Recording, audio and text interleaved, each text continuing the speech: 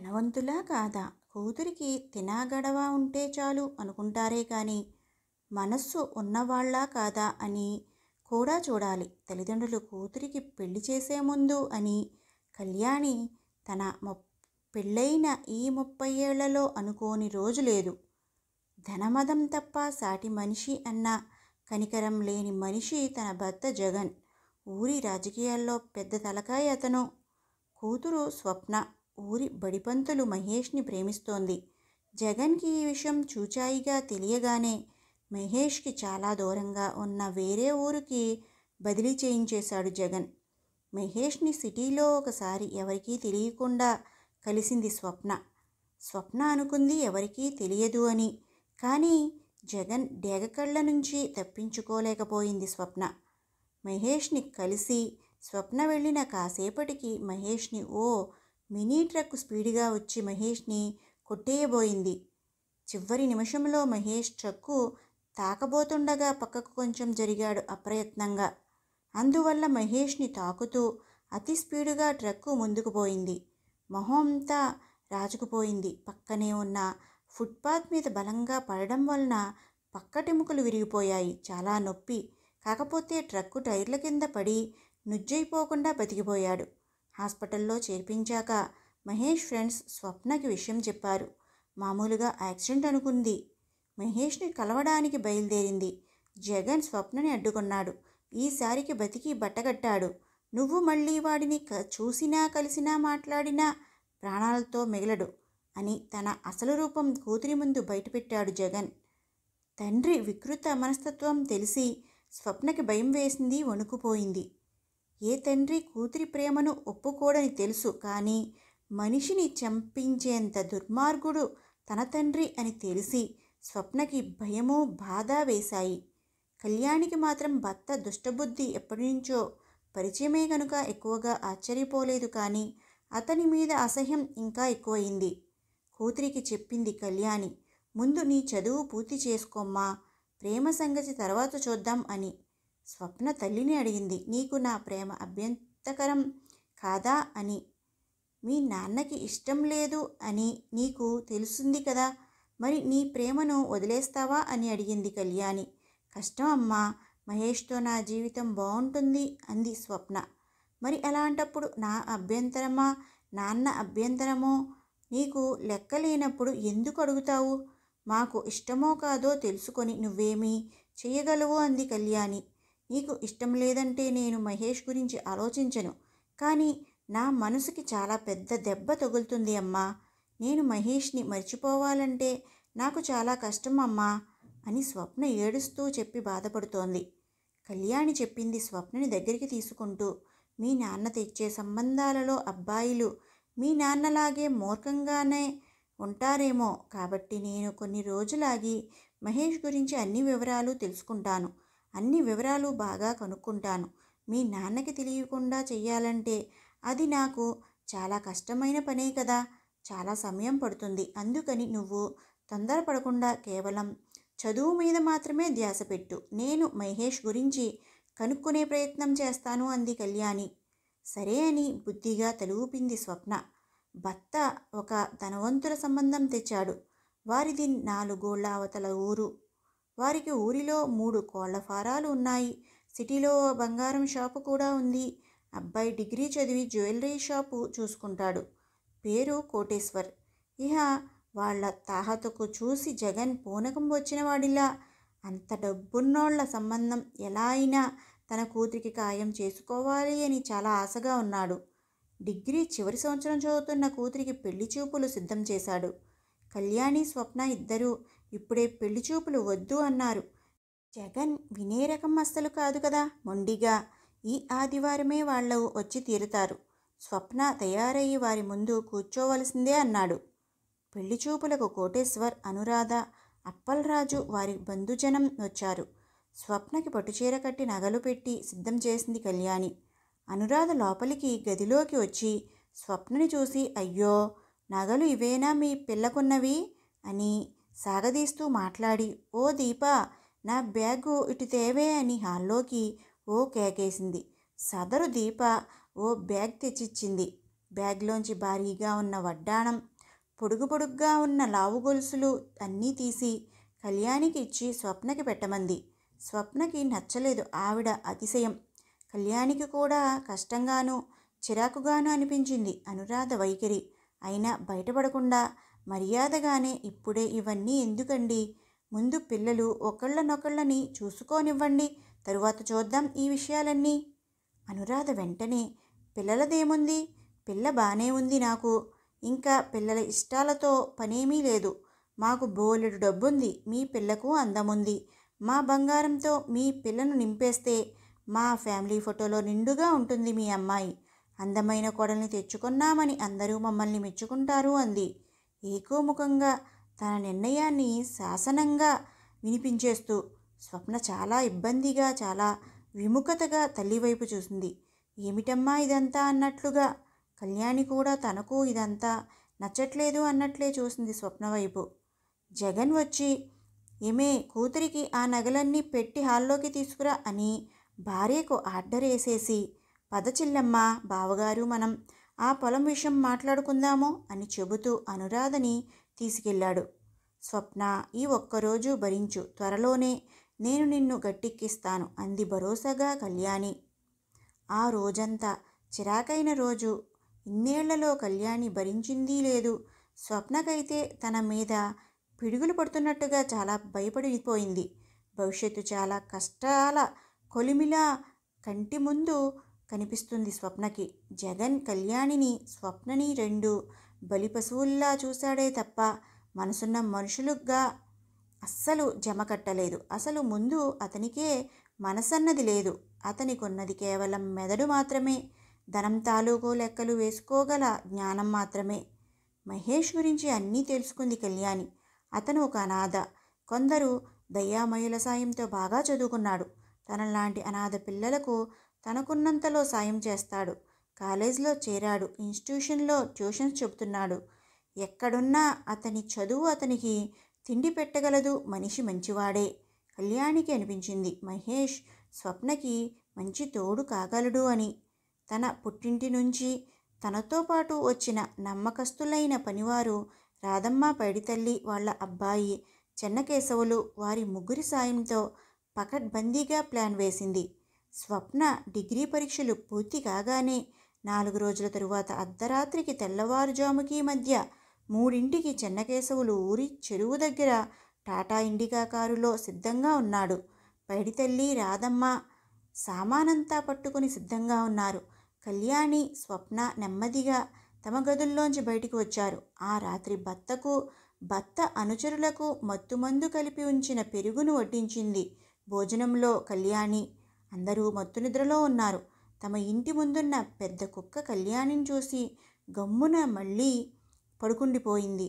అలవాటైన తన యజమానే కదా అనుకుని. నలుగురు చెట్ల మధ్య నుంచి, మట్టి రోడ్ల మీద, పొదల మధ్య నుంచి చకచకా నడుస్తూ, వీలైనంత అలికిడి కాకుండా ప్రయత్నిస్తూ కారులోకొచ్చి కూర్చున్నారు. వారానికోసారి అమ్మగారి సిటీ ప్రయాణానికి కారు తోలే చెన్నకేశవులు ఆ రోజు డ్రైవింగ్లో తన ప్రావీణ్యం మొత్తం చూపిస్తున్నాడు. కారు స్టార్ట్ చేస్తూనే రయ్యమని పోనిచ్చేస్తున్నాడు. ఊరి పొలిమేరలు దాటేదాకా ఆ 5గురికి గుండె రెట్టింపు వేగంతో కొట్టుకుంది. ఊరి సరిహద్దులు దాటాక కూడా కారు వేగం తగ్గలేదు. చెన్నకేశవులు మంచి డ్రైవర్. సిటీ చేరారు. సిటీ కూడా దాటేశారు. తెల్లవారిపోయింది.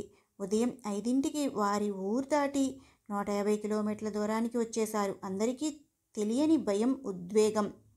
మహేష్ని తమిళనాడులో కలుసుకున్నారు. తమ ప్లాన్ ప్రకారం మహేష్ని ఆ రాత్రికే తమిళనాడులో ఉండేలా సూచించింది కళ్యాణి. చుట్టూ తనున్న సిటీలో జగన్ మనుషులు కాపు కాస్తున్నా కూడా తన 4 స్నేహితుల సాయంతో మహేష్ తన ఇంటి నుండి ఎవరికీ తెలియకుండా తమిళనాడు చేరుకోగలిగాడు క్షేమంగా. తమిళనాడులో పైడితల్లి ట్రైన్ ఎక్కుతానని కారు దిగిపోగా మహేష్ కారులోకి ఎక్కాడు. మళ్ళీ ప్రయాణం సాగింది ముందుకు, ఇంకా ముందుకు. అందరూ 2 రోజులు వ్యయ ప్రయాసలు పడి కేరళకు చేరుకున్నారు. వచ్చి రాని భాషలతో స్వప్న మహేష్ల ఇంగ్లీష్, హిందీ సాయంతో ఒక ఇల్లు అద్దెకు తీసుకున్నారు. కళ్యాణికి కేరళ చేరిన 4 గంటలకు చిన్నగా గుండెపోటు వచ్చింది.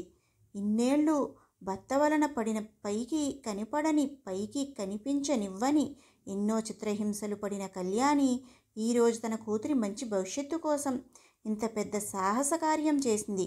కళ్యాణికి ఆ ఉద్వేగం ఆ ఒత్తిడి కారణంగా గుండెకు అలసట అయ్యింది. గుండె నొప్పి మొదలయ్యింది. అందరికీ కంగారు అనిపించింది. హాస్పిటల్లో చేర్పించారు. స్వప్న అయితే తనని తాను తిట్టిన తిట్టకుండా తిట్టుకుంటోంది. తనకి ఈ పరిస్థితి తన వలనే అని పశ్చాత్తాపడుతుంది. కళ్యాణికి స్పృహ వచ్చి పోతూ ఉంది. స్పృహ ఉన్నప్పుడు స్వప్నని పిలిచి ధైర్యం చెబుతుంది. తనకేమీ కాదని, మూర్ఖంగానో అమాయకత్వంగానో ఏమాత్రమూ తన తండ్రి జగన్ని మాత్రం అస్సలు సంప్రదించవద్దని, తమ కోసం వచ్చిన మిగిలిన వారందరూ కూడా తమతో సహా అన్యాయం అయిపోతారని పదే పదే స్వప్నని హెచ్చరిస్తూనే ఉంది కళ్యాణి. తల్లి చెప్పడం కంటే ముందుగా ఒక క్షణం స్వప్న తల్లి ఊహించినట్లే తండ్రికి ఫోన్ చేయాలనే అనుకుంది. ఇంకా చిన్నతనం వీడిపోని అమాయకురాలు స్వప్న. ఇంకా తండ్రిలోని రాక్షసత్వం పూర్తిగా తెలుసుకోలేని అమాయకురాలు స్వప్న. స్వప్నకి ఆలోచిస్తున్న కొద్దీ కంగారు ఎక్కువైపోతుంది.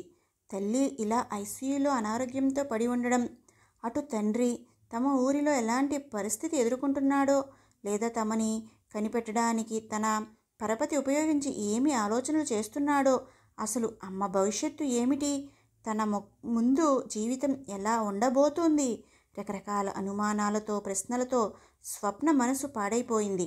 తిక్కతిక్కగా విసురుగా నడిచి వెళ్ళి మహేష్ ముందు నుంచుని, ఎలా మహేష్, ఇప్పుడేంటి పరిస్థితి, అమ్మకి ఏమి చేస్తే అమ్మ నాకు దక్కుతుంది, మా నాన్న నుంచి మనం తప్పించుకోగలమా, ఎందుకు మనం ఇంత పెద్ద పని చేశామో, అయ్యో ఇప్పుడెలా అని నెత్తి కొట్టుకుంటూ ఏడ్చేసింది స్వప్న. మహేష్ స్వప్న చేయి పట్టి ఆపి, స్వప్న, అమ్మకేమీ కాదు, నువ్వు భయపడకు, నేను డాక్టర్ని వివరంగా అడిగాను, మైల్డ్ హార్ట్ అటాక్ అంతే అన్నారు, అమ్మని కాపాడే భారం నాది, నన్ను నమ్ము. ఇక మీ నాన్నగారి విషయం అంటావా, రాష్ట్రాలు దాటి వచ్చాము, ఆయనకు అందకుండా ఉండాలనే కదా, కనీసం కొంతకాలం వరకు అయినా ఆయన మనని కనుక్కోలేరు, తరువాత సంగతి తరువాత ఆలోచించుకుందాము, సమస్యను బట్టి పరిష్కారం చేసుకుందాము, ముందు ఇలా నువ్వు అయోమయం పడి మనసు పాడు చేసుకోవద్దు, నిశ్చలమైన నీళ్లతోనే కదా ప్రతిబింబం కనిపిస్తుంది, అలానే కుదురుగా ఉన్న మనసుతోనే సరైన ఆలోచనలు చేయగలం, ముందు నువ్వు కుదుటపడు, అంతా మంచే జరుగుతుంది అని స్వప్న కళ్ళను ఆప్యాయంగా తుడిచి చెదిరిన స్వప్న జుట్టును సరిచేసి, రాధమ్మ, మీరు స్వప్న చేత చల్లని నీళ్లతో మొహం కడిగించి కాసిన్ని చల్లని నీరు కానీ వేడి కాఫీ కానీ తాగించండి అని రాధమ్మకు దగ్గరకు పిలిచి చెప్పి, స్వప్న, నేను అమ్మకు తోడుగా ఇక్కడే ఉన్నానుగా, నువ్వు ఇంటికి వెళ్ళి కాసేపు నిద్రపో, మనసు తేటబడుతుంది అని బాధ్యతగా చెబుతూ స్వప్నకు ధైర్యాన్ని ఇచ్చాడు. స్వప్నకు కొంచెం ఊపిరి అందినట్లుగా అయింది మహేష్ ఇచ్చిన భరోసాతో. ఒకరోజు తరువాత కళ్యాణికి ఆరోగ్యం నిలకడగా ఉంది. ప్రాణభయం లేదన్నారు డాక్టర్. కాకపోతే కొంచెం పక్షవాతంగా వచ్చింది. కాస్త కాలు చెయ్యి మొద్దుబారాయి. మాట కాస్త ముద్దుగా వస్తోంది. ఇంటికి తీసుకుని వచ్చారు కళ్యాణిని. స్వప్న మహేష్ వాళ్ళు. అప్పటికి 3 రోజులవుతుంది వారు తమ ఊరిని విడిచిపెట్టి. జగన్ ఆ రోజు ఉదయం 7ంటికి మత్తు వదలగా నిద్రలేచాడు. తలంతా పట్టేసినట్లుగా ఉంది. ఒసే కళ్యాణి, ఎక్కడ చచ్చావ్? త్వరగా ఇక్కడకు తగలడు, మొహం కడుక్కుంటా, వేడిగా కాఫీ తే, తలంతా నాదుగా ఉంది, కాస్త తలకు నూనె రాయి అని భార్యకి ఆర్డర్ల మీద ఆర్డర్లు వేస్తూ పెరట్లోకి పోయి వచ్చాడు. కళ్యాణి అలికిడి ఏమీ లేదు అని వంటింట్లోకి తొంగి చూశాడు. వాకిట్లోకి వెళ్ళి చూశాడు. ఇంటి ముందు కళ్యాణి రోజు వేసే తాజా ముగ్గు లేదు. ముందు రోజు వేసిన చెదిరిన ముగ్గు మాత్రమే ఉంది. వారిని ఎక్కడికి పోయిందిది ఇంత పొద్దున్నే? ఊళ్ళో ఎవరన్నా టపా కట్టేశారని పరామర్శకు కానీ పోలేదు కదా అనుకుంటూ. ఒరే, ఎవర్రా అక్కడ అన్నాడు. చలపై వచ్చాడు. తలకి నూనె రాయిరా అన్నాడు. కాఫీ తెచ్చిచ్చేది ఎవరబ్బా ఇప్పుడు అనుకున్నాడు. రోజులాగా గిన్నెలు కడిగేందుకు బట్టలు ఉతికేందుకు పార్వతి వచ్చింది. చలపై జగన్కి నూనె రాస్తున్నాడు. ఒరేయ్, ఆ పార్వతిని నాకు కాఫీ తెచ్చిమ్మను అని ఆర్డర్ వేశాడు జగన్ చలపైకి. పార్వతి వంటింట్లోకి పోయొచ్చి, పాలు లేవు గందా అయ్యా అని చెప్పింది. తస్సదియ్య, ఏమైంది ఇవాళ? పాలు కూడా పితకకుండానే ఎక్కడ చచ్చిందిది అని కళ్యాణిని తిట్టుకుంటూ పెద్ద పెద్ద అంగలేసుకుంటూ ఇల్లంతా వెతికేశాడు. ఇంట్లోని నలుగురు మనుషులు లేరు. వారి సామాన్లు కూడా దాదాపుగా లేవు. పరిస్థితి అర్థమవుతుంది జగన్కి. ఒరే చలపై పదరా, పొండి, నాలుగు వైపులా పొండి, మీ అమ్మగారు అమ్మాయి గారు ఎక్కడున్నా లాక్కొచ్చేయండి అని చెప్పాడు. తాను ఒక కారులో కూర్చుని వెతికేందుకు బయలుదేరాడు. మధ్యాహ్నం సమయానికి చుట్టూ ఉన్న 15 ఊర్లు, 4 టౌన్లు అన్నీ జల్లెడపట్టారు. ఎక్కడ ఎవ్వరూ దొరకలేదు. జగన్ అయితే సరాసరి మహేష్ ఇంటికి వెళ్ళాడు. ముందుగా మహేష్ లేడు. జగన్కి పరిస్థితి స్పష్టంగా తెలిసొచ్చింది. ఒసే కళ్యాణి, నీకు ఇంత తెగింపు ఎక్కడి నుంచి వచ్చిందే అని కచ్చుగా మనసులో అనుకుని, సిటీలో అన్ని తెలుగు న్యూస్ ఛానల్స్లో అన్నింటిలోనూ నా భార్యని కూతురిని పాత కక్షలతో పగవారు కిడ్నాప్ చేసేశారు. ఆగమేఘాల మీద నా వారిని వెతికివ్వండి, లేదంటే వారికి ప్రాణహాని ఉంది అని ఒకటే గగ్గోలు పెట్టేశాడు. తనకి తెలిసిన పెద్ద తలకాయలు అందరినీ సాయం కోరాడు. తెలుగు ఛానల్ వచ్చే ప్రతి ఇంటికి కళ్యాణి స్వప్న ఫోటోలు తెలిసిపోయాయి. తెలుగు ప్రదేశంలో ఎక్కడ వారున్న గంట తేడాలో పట్టుపడిపోయేంతలా పద్మవ్యూహం ఏర్పాట్లులాగా చేసేశాడు జగన్. భర్త ప్రావీణ్యం తెలుసు కాబట్టే కళ్యాణి పిల్లలను దూరంగా కేరళ దాకా తీసుకొచ్చేసింది. స్వప్న తల్లిని జాగ్రత్తగా చూసుకుంటూ ఇంటిని దిద్దుకోవడం మొదలుపెట్టింది. మహేష్ చుట్టుపక్కల తిరిగి ప్రైవేట్ స్కూల్లోనూ ఒక ఇన్స్టిట్యూట్లోనూ పార్ట్ టైంగాను జాబ్ సంపాదించాడు. రాధమ్మ, పైడితల్లి తమకు తగ్గ పనులు వెతుక్కున్నారు. చెన్నకేశవులు కారు కండిషన్ సరిగ్గా చూసుకుంటూ అవసరం పడితే అసలైన రథసారథిలా వారందరినీ ఊర్లు దాటించేందుకు సంసిద్ధంగా ఉన్నాడు. తెలివి ఏ ఒక్కరి సొత్తు కాదు. అవసరం అనేది అందరికీ బతకనేర్చే తెలివితేటలను ఇస్తుంది. జగన్కి కళ్యాణి వాళ్ళ ఆచూకీ తెలియక పిచ్చి పట్టినంత పనయింది. కోపం రెట్టింపుగా పెరిగిపోతూనే ఉంది. ఒకరోజు 5 నిమిషాల తేడాలో డ్రైవర్ అందుబాటులో లేడని, ఒక చోటుకి వెళ్ళాలని తొందరపాటులో జగన్ తానే స్వయంగా కారు నడిపాడు విసురుగా. కోపంతో కళ్ళు సరిగా కనబడక అడ్డదిడ్డంగా కారుని నడిపి పక్కనున్న చెరువులోకి కారు వెళ్ళిపోయింది. అదృష్టం బావుండి చెరువు దగ్గర ఈత వచ్చిన వారు ఉండబట్టి వారు వెంటనే నీళ్లలోకి దూకి జగన్ని పైకి తీశారు. కారు మాత్రం నీళ్లపాలైపోయింది. అన్నేళ్ల సావాసం ఉన్న భార్య తన పక్కనే లేకపోవడం జగన్కి చాలా వెలితిగా అనిపిస్తోంది. ఇన్నేళ్ళు తాను ఎంత కర్కోటగడిలాగా ప్రవర్తించినా, ఆమె మనసుని ఎంతలా కొల్లబొడిచినా కళ్యాణి మాత్రం తనకు ఏ రోజు ఏది తక్కువ చేయలేదు.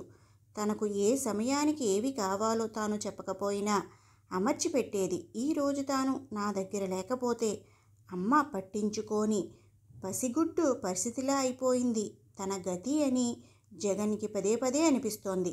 అంతేకాదు, తను అర్థం చేసుకోలేదని భార్యా బిడ్డ తన మీద ఇంత తిరుగుబాటు చేస్తారని అస్సలు ఊహించలేదు జగన్. నెమ్మది నెమ్మదిగా ఊరిలో విషయం తెలిసిపోయింది.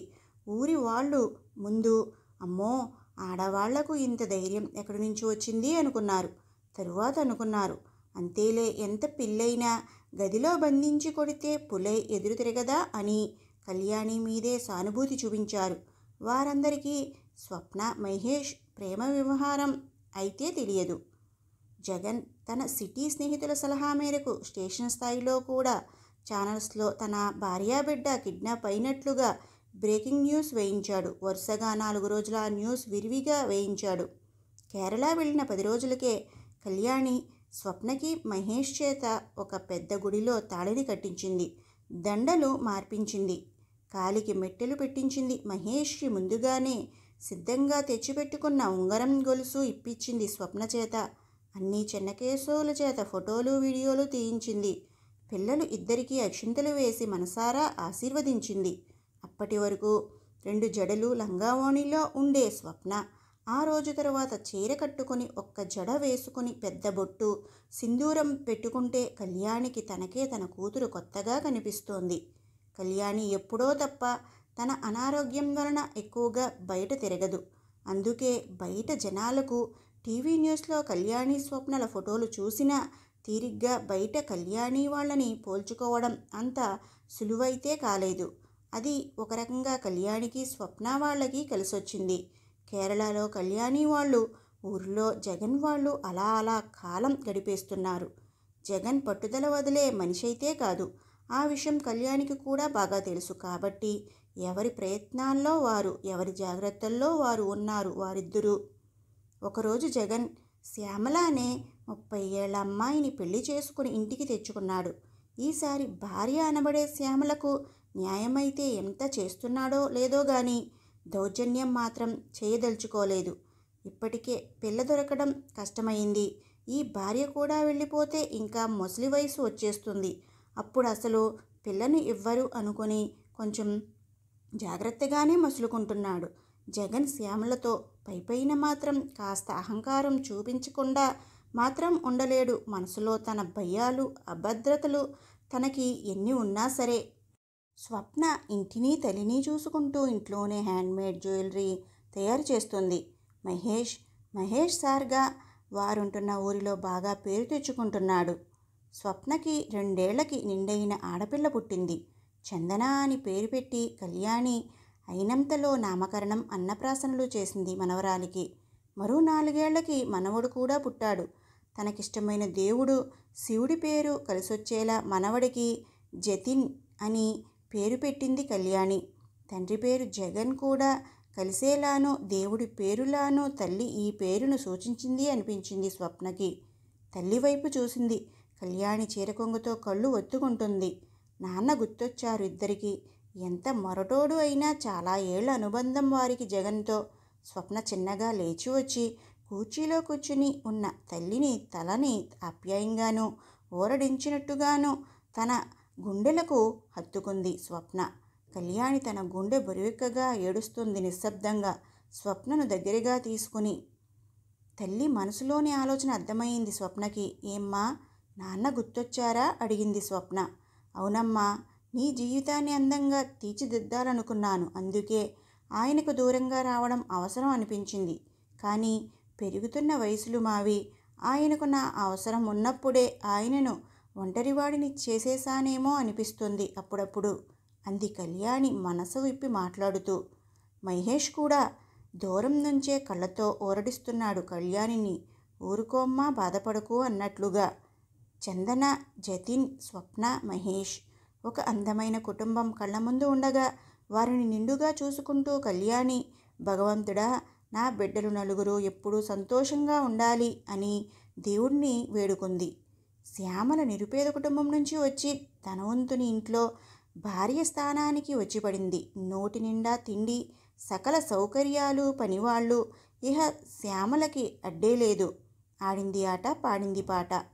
కళ్యాణి, స్వప్న ఇంట్లో తిరిగేటప్పుడు ఇల్లు కళకళలాడుతూ ఉండేది. నిత్యం కళ్యాణి పూజలని, పేరంటాలు అని ఇల్లంతా దోపదీపకాంతులు, సువాసనలు, ప్రశాంతంగా ఉండేది. ఇప్పుడు శ్యామల ఒక ఆడరూపంలో ఇంట్లో ఉన్న అప్పటి కళ లేదు అని ఈ మధ్యకాలంలో అనిపిస్తుంది జగన్కి. శ్యామలకి ఎంతసేపు వెరైటీలు వండుకు తిందామా అని ఆశ. చీరలు కొని, నగలు తెచ్చుకుని బీరువాల్లో దాచుకుని తన వంతు ధనబలాన్ని పెంచుకుంటుందే గాని జగన్ ఆరోగ్యం కానీ అవసరాలు కానీ పట్టించుకోదు. ఒకప్పుడు కళ్యాణి స్థానంలో తాను ఇప్పుడు, ఒకప్పటి తన స్థానంలో శ్యామల ఇప్పుడు ఉన్నట్టుగా జగన్కి అనిపిస్తోంది. అప్పటి కళ్యాణి పడిన ఇబ్బంది తనకు ఇప్పుడు బాగా తెలిసొస్తుంది జగన్కి. ఏ ధనాన్నైతే పెంచుకోవాలి అనుకున్నాడో ఆ ధనం మీద ఆసక్తి పోయింది జగన్కి. స్వప్న తరువాత మళ్ళీ పిల్లలు పుట్టలేదు జగన్ కళ్యాణికి. ఇప్పుడు కూడా పిల్లలు కలిగే ఆస్కారం లేదు జగన్ శ్యామలకు. ఏమిటో నా జీవితం అనిపిస్తుంది జగన్కి. కళ్యాణి, స్వప్న తన దగ్గరగా ఉన్నప్పుడు వారి గురించి పట్టించుకోలేదు. ఇప్పుడు వారు దూరమయ్యాక వారిద్దరే కావాలనిపిస్తున్నారు జగన్కి. జగన్ డబ్బులన్నీ తన నగలుగా మార్చేసుకుంటుంది శ్యామల నెమ్మదిగా. జగన్ శ్యామలకు ఒక డబ్బు యంత్రం మాదిరి, అంతే. భర్తకి ఏది అవసరమో అస్సలు పట్టించుకోదు శ్యామల. వానాకాలం వరదలు ముంచెత్తుతున్నాయి. జగన్ ఉన్న ఊరు కూడా వరదల బారిన పడింది అని న్యూస్లో వచ్చింది. నిత్యం తెలుగు ఛానల్స్ చూసే కళ్యాణికి ఈ వార్త కంటపడింది. అసలే ఈ మధ్య భర్త గుర్తొచ్చి దిగులేసి మనసు కలతపడుతున్న కళ్యాణికి అసలు కుదురు లేకుండా అయిపోయింది. స్వప్న, నాన్న ఎలా ఉన్నాడో అమ్మా అని ఒకటే కలవరిస్తుంది జగన్ని కళ్యాణి. అమ్మా, నువ్వు కంగారు పడకు, మన ఊరి పోస్టాఫీస్లో పంచాయతీ ఆఫీస్లో ఫోన్ చేసి మేము కనుక్కుంటాంలేమ్మా అని స్వప్న మహేష్ కళ్యాణికి ధైర్యం చెప్పి ఊరికి ఒక పబ్లిక్ టెలిఫోన్ బూత్ నుంచి ఫోన్ చేశారు. అవునండి, ఊరంతా నది నీరు వచ్చేసింది, ఇల్లైతే మునిగిపోలేదులేండి అన్నారు ఊరిలోని వారు ఫోన్లో. ఇహ కళ్యాణి మెలకువలోనూ నిద్రలోనూ ఒకటే కలవరింత. స్వప్న, మీ నాన్నెలా ఉన్నారో అని అంటూ చిరు జ్వరం కూడా తెచ్చేసుకుంది భర్త మీద ధ్యాసతో. స్వప్నకి తల్లి తండ్రి పరిస్థితి మీద జాలేసింది. నా గురించి కదా పాపం, ఇక్కడొకరు అక్కడొకరు అనుకుంది స్వప్న. వారం తరువాత వానలు సద్దుమణిగాయి, వరదలు తగ్గాయి. స్వప్న, నేను మన ఊరు వెళ్ళి వస్తానమ్మా ఒకసారి అంది కళ్యాణి. అరే, ఇదేదో మామూలుగా తిరిగేవాళ్ళం మన ఊరికి అన్నట్లు అడుగుతావేంటమ్మా, మనని చూస్తే నాన్న ఏం చేస్తారో ఏమో అంది స్వప్న. మీరందరూ వద్దమ్మా, నేనొక్కదాన్నే వెళ్ళొస్తాను అంది కళ్యాణి. అమ్మో, అలా అయితే నేను అస్సలు ఒప్పుకోను అని స్వప్న దిగులుగా చిన్నపిల్లల తల్లి ఒడిలో తలపెట్టేసి పడుకొని తల్లిని గట్టిగా పట్టేసుకుంది. విను స్వప్న, నా మాట విను. మహేష్ని ఒక మంచి కారు డ్రైవర్ని మాట్లాడమను. చెన్నకేశవులు వద్దు. కారులో మనింటి వరకు వెళ్తాను, అక్కడే ఇంటి బయటే వేచి ఉంటాను. మీ నాన్నగారు కనబడేదాకా ఉండి ఆయనను కళ్ళారా ఒకసారి చూసుకుని వచ్చేస్తాను. మళ్ళీ యథావిధిగా నా మనవరాలు మనవడితో ఆడుకుంటూ పాడుకుంటూ ఇక్కడే కాలం వెళ్ళదీస్తాను. నా మాట కాదనకు బంగారు తల్లి అంది బ్రతిమలాడుతున్నట్లుగా కళ్యాణి. ఊహూ, నీకేమైనా అయితే అంది స్వప్న కళ్ళ నిండా నీళ్లతో దీనంగా తల్లిని చూస్తూ. నాకేమీ కాదు, నా వెంట వచ్చేవారు అబ్బాయిని నన్ను గమనిస్తూనే ఉండమను. ఏదైనా ఉపద్రవం ముంచుకొస్తుంది అన్న అనుమానం రాగానే కారుని నా ముందు పెట్టమను. నేను చకచకమని కారెక్కేస్తాను. వాడిని కారుని రయ్యమని ఊరి బయటికి పరిగెత్తించమను. అంతే. నీకు నీ లవర్ని కలవడానికి నేను ఎంత సాహసం చేశానో అప్పుడు. మరి నేను నా లవర్ని, మా ఆయన్ని కళ్ళారా ఓసారి చూసుకోవడానికి ఇప్పుడు నువ్వు నాకు సాయం చేయవా? ఆయ్ అంది కళ్యాణి చిలిపితనంగా. కూతురి కళ్ళు తడిసి స్వప్న నుదుటి మీద ధైర్యాన్నిచ్చే ఒక ముద్దు పెడుతూ. స్వప్న ఒక చిన్న నవ్వు నవ్వుతూ, అబ్బో, నీ లవ్వరా? సరే సరే, మరి నువ్వు జాగ్రత్తగా తిరిగి రావాలి నా దగ్గరికి, సరేనా అంది స్వప్న చిరుభయం కలగలిసిన గొంతుతో. సరేనమ్మా అంది కళ్యాణి. ఊరిలో ఇంటి బయట కాస్త దూరంలో కారు దిగింది కళ్యాణి. వానదాటికి చెదిరిన చెట్లు కొన్ని ఉన్నాయి ఇంటి ముందు. ఒక చెట్టు కింద తన చేతి సంచి ఒకటి తనతో పట్టుకొని నుంచుని తమ ఇంటినే తీక్షగా చూస్తూ నుంచుంది కళ్యాణి. గతకాలపు జ్ఞాపకాలు అన్నీ కళ్ళ ముందు నిలుస్తున్నాయి. ఎందుకో గడియ గడికి కళ్ళు నీళ్లతో నిండిపోతూనే ఉన్నాయి కళ్యాణికి. ఎంతలా ఆవిడ తన చిరకొంగుతో మళ్ళీ మళ్ళీ కళ్ళు తుడుచుకున్నా ఉన్నా కూడాను. తమది పెద్ద పెంకుటిల్లు అప్పుడు కాస్త బలహీనమైంది ఇప్పుడు. ఆ పెంకుటిల్లు ఇంటికి ఆనుకునే ఒక డాబా మేడ కూడా వచ్చింది ఇప్పుడు. తమ ఇంటి వసారా అరుగులు కనబడుతున్నాయి. ఎన్నిసార్లు ఆ అరుగులు దేవుడి భజనలు అప్పుడు ఊరి జనాలతో చుట్టాలతో నిండిపోయి సందడి సందడిగా ఉండేవి. పెళ్ళిళ్ళప్పుడు అరుగుల మీద నొలక మంచాలు వేస్తే వచ్చిన బంధుజనాలు హాయిగా కబుర్లు చెప్పుకుంటూ విశ్రాంతి తీసుకునేవారు. ఊరగాయలప్పుడు అందరము ఆడవాళ్లము మిరపకాయల తొడిమలు వలుస్తూ మాగాయి ముక్కలు తరిగిపోస్తూ అన్నిటికీ దూరంగా వెళ్ళిపోయాను అని కళ్యాణి ఆపాత మధురాలను గుర్తు చేసుకుంటోంది. అప్పట్లో భర్త ఆగడాలు మాత్రమే మనసుకు ఎక్కువ పట్టేవి. ఇప్పుడు ఈ మంచి జ్ఞాపకాలు కూడా గుర్తుకొస్తున్నాయి అనుకుంది. ఆకలికో నీరసానికో కళ్ళు తిరుగుతున్నట్లుగా ఉంది కళ్యాణికి. నెమ్మదిగా చెట్టుకి చేరగుని కూర్చుని తన సంచిలోంచి బిస్కెట్ల ప్యాకెట్ ఒకటి తన స్వాధీనం తక్కువ ఉన్న చేతితోనే వణుకుతూ తీసుకుని 4 బిస్కెట్లు తిని తన కాస్త వంకరపోయిన నోటితోనే చిరు కష్టంగానే నీళ్ల బాటిల్తో నీళ్లు కాసిని తాగి తన మొహాన్ని కాసిని నీళ్లతో కడుక్కుంది. అప్పటి వరకు తన భుజాల చుట్టూ కొంగుని కప్పుకుని ఉంది. చెమటలు పడుతున్నాయి. ఇప్పుడు కొంగుని మామూలుగా వేసుకుంది. కుడి చెయ్యి చిరు వంకరపోయి ఉంది. అప్పుడు వచ్చిన చిరు పక్షపాతం ఫలితంగా నోరు కూడా కొంచెం వంకరపోయి ఉంటుంది. ఇన్నాళ్ళు రాధమ్మ స్వప్న సాయంతో ఏ పనిలోనూ పెద్దగా ఇబ్బంది పడింది లేదు కళ్యాణి. కళ్యాణికి తెలియట్లేదు కానీ తనను అప్పటికే ఒక 2 నిమిషాల నుంచి తన భర్త జగన్ గమనించేశాడని, తననే చూస్తూ ఉన్నాడని. డాబా ఇల్లు కట్టించుకున్నాక జగన్ ఎక్కువగా మొదటి అంతస్తు గదిలోనే ఉంటాడు. తనకు ఏమీ తోచనప్పుడు బైనాక్యులర్స్తో చుట్టూ ఉన్న పొలాలు ఎవరైనా దూరాన కనబడితే వారెవరు అని చూసుకుంటూ ఉంటాడు. ఈరోజు కళ్యాణి చెట్టు కింద నుంచున్న కాసేపటికి వాలు కుర్చీలో నిద్రపట్టిన జగన్ మెలకువ వచ్చింది. కాసేపటికి నెమ్మదిగా లేచి వచ్చి కిటికీ దగ్గర నుంచున్నాడు. ఇంటి ముందు దూరంగా ఒక చెట్టు కింద ఒక ఆవిడ. తనకే తెలియకుండా మనః శరీరాలు స్పందించాయి. గుండె పసిగట్టేసింది ఆవిడ కళ్యాణినే అయ్యి ఉండవచ్చు అని. మనసుకి కోపం, ఆనందం ఏకకాలంలో తన్నుకొచ్చాయి. అడుగులు ఉద్వేగంగా తడబడుతుండగా సొరుగు దగ్గరకు నడిచి వెళ్ళి బైనాక్యులర్స్ తెచ్చుకుని చెట్టు దగ్గరకు చూశాడు. కళ్యాణినే, సందేహమే లేదు కళ్యాణినే అనుకున్నాడు. అలా చూస్తూనే ఉన్నాడు. కాసేపటికి ఆమె తన సంచిలోంచి ఏదో తీస్తోంది. ఏమిటి, తను ఏదో ఇబ్బంది పడుతోంది అని అనిపించి ఆమె చెయ్యి వైపు ఘామ్ చేశాడు. చెయ్యి సరిగా లేదు. చెయ్యి వణుకుతుండగా వచ్చి రానట్లుగా చేతిలో బిస్కెట్ నోటికి అందించుకుంటోంది. నోరు కూడా వంకరపోయి ఉంది. అయ్యో అనుకున్నాడు అప్రయత్నంగా. అయినా నన్ను నాశనం చేసి పోయావుగా, తగిన శాస్తి జరిగిందిలే అని కూడా కచ్చగా అనుకున్నాడు.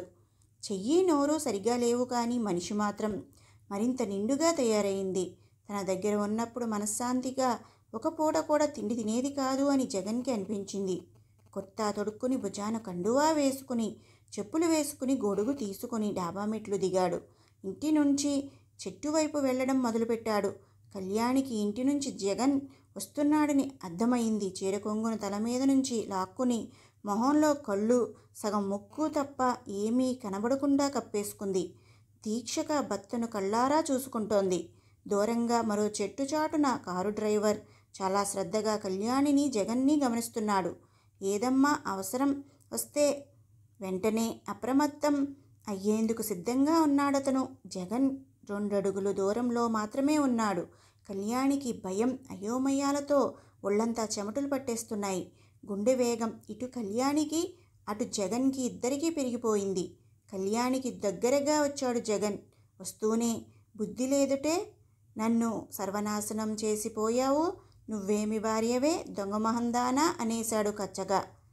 అయ్యా ఏమంటున్నారు మీరు అని కాస్త పీలగొంతుతో అడిగింది కళ్యాణి. ఏమీ అర్థం కానట్లు, తాను వేరెవరో అన్నట్లుగా. ఛీ, అర్థం కానట్లుగా మాట్లాడుతున్నావేం? మన ఇంటా వంట ఉన్నాయా ఇలాంటి దరిద్రపు పనులు, మొదటపష్టపుదానా అని తిట్టాడు. మన కుటుంబానికి ఇలా మాయని మచ్చ తెచ్చిపెట్టావు కదే అన్నాడు జగన్ కోపంగా కళ్యాణితో. అప్పటికీ కళ్యాణి ఏ బదులు ఇవ్వలేదు. జగన్ మళ్ళీ చెబుతున్నాడు. చెరువు అవతల రామాలయం దగ్గర ఉంటాను, నువ్వు రా, నీతో మాట్లాడాలి అని కళ్యాణి వైపే దీక్షగా చూస్తున్నాడు. అతను కదిలి వెళ్తాడులే అని చూస్తుంటే ఆ భారీ విగ్రహం కదలనిదే. నెమ్మదిగా కళ్ళెత్తి చూసింది. కళ్ళెత్తితే చాలు కనకాభిషేకాలు అన్న అర్థం అప్పుడు చాలా సరిగ్గా అనుభవానికి వచ్చింది జగన్కి. కళ్యాణి కళ్ళల్లో జగన్ పట్ల భయం, ప్రేమ కలుపుగా భావం స్పష్టంగా అర్థమవుతోంది. కళ్యాణితో కళ్ళు కలపగానే జగన్కి అప్రయత్నంగా మనసు కదిలి కళ్ళు తడి అయ్యాయి. గత 9 ఏళ్లలో తన చుట్టూ తమ అవసరాలకే తన వైపు చూసిన వారే తప్ప తన మీద ప్రేమతో ఒక్కరూ తనను చూసింది లేదు. గత 9 ఏళ్ళు తన చుట్టూ మనుషులు ఉన్నా తనది ఒక అనాథ బతికే అనిపించింది అని మనసుకి అవగాహన వచ్చింది జగన్కి. నెమ్మదిగా కళ్యాణిని చూస్తూ ముందుకు నడిచాడు జగన్. కళ్యాణి కూడా తన చేతి సంచి అందుకుని భర్త నడిచిన వైపు వెళ్ళబోతూ చుట్టూ చూసింది. దూరంగా కారు డ్రైవర్ కళ్యాణి వైపే చూస్తున్నాడు. పర్లేదు అన్నట్లుగా అతనికి సైగ చేసి రామాలయం వైపు కదిలింది కళ్యాణి. రామాలయంలో 8 మెట్ల పైన గుడి వరండాలో కూర్చుని ఉన్నాడు జగన్. కళ్యాణి వచ్చి నుంచుంది. కూర్చో అన్నాడు జగన్ కళ్యాణితో. కళ్యాణి కూర్చుంది. ఏమైంది, నీ చేతికి నోరుకి ఆరోగ్యం దెబ్బతిన్నదా ఏమి అని అడిగాడు జగన్. అవును అన్నట్లు తలోపి నాకేం పర్లేదు, మీరు బాగానే ఉన్నారుగా అని అడిగింది ఆప్యాయంగా జగన్ని. నాకేమీ, రాజాలా ఉన్నాను అన్నాడు బింకంగా గంభీరంగా. మిమ్మల్ని ఒకసారి చూసి పోదామనే వచ్చాలేండి, ఇంకా నేను బయలుదేరతాను అంది కళ్యాణి జగన్ని ఒక్కసారి ఆప్యాయంగా కళ్ళారా చూసుకుంటూ. వచ్చావుగా, ఇంకా పోవటమెందుకు అన్నాడు. అని అననట్లుగా, అనాలని ఉన్నా అనలేనట్లుగా, అనటానికి అహం అడ్డు వస్తున్నట్లుగా, అయినా అనకుండా ఆగలేనట్లుగా జగన్. కళ్యాణి నవ్వుతూ భర్తని చూసింది. మీ దగ్గర ఉండలేక వెళ్ళిపోయిన దాన్ని ఇప్పుడు మళ్ళీ మీ దగ్గర ఉండాలని ఇష్టమై రాలేదు. మీరు క్షేమంగా ఉన్నారా లేదా అని ఒకసారి చూడాలనిపించి వచ్చాను. మీరు నా మీద కోపంతో నన్ను చంపేసినా పర్లేదని వచ్చాను. మన అమ్మాయికి మంచి జీవితం దొరికేలా చేసుకున్నాను. నా కర్తవ్యం తీరిపోయింది. ఇంకా నేనున్నా పోయినా పర్లేదనుకున్నాను. మన అమ్మాయికి శాపాలు పెట్టకండి. ఒక తండ్రిలా మన అమ్మాయి బాగుండాలని కోరుకోండి. తనకి 2 పిల్లలు, చందన, జతిన్. పిల్లలిద్దరూ లక్షణంగా ఉంటారు. స్వేచ్ఛా వాతావరణంలో ఆ పిల్లల్ని అన్ని విధాల ఆరోగ్యకరంగా పెంచుతున్నాము అని ఓ 4 మాటలు చకచకా చెప్పేసి కళ్యాణి బయలుదేరింది. ఆగు కళ్యాణి అని చెప్పాలనిపించిన జగన్ చెప్పలేకపోయాడు. అలా అలా నడుచుకుంటూ వెళుతూ కనుమరుగైపోయింది కళ్యాణి. డబ్బులో ఆనందాన్ని వెతుక్కున్నాడు జగన్. దగ్గర మనుషులు దూరం అయ్యాక ఆ డబ్బే వెగటనిపించింది జగన్కి. కుటుంబ బంధాలలో ఆనందాన్ని సృష్టించుకుంది కళ్యాణి. ఆ ఆనందం తనకు జీవితాంతం వరకు తోడుగానే ఉంటుంది.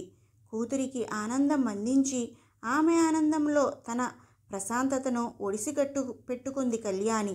హాయిగా మనవరాలు మనవడు అనే వరాలతో సుసంపన్నంగా జీవించింది.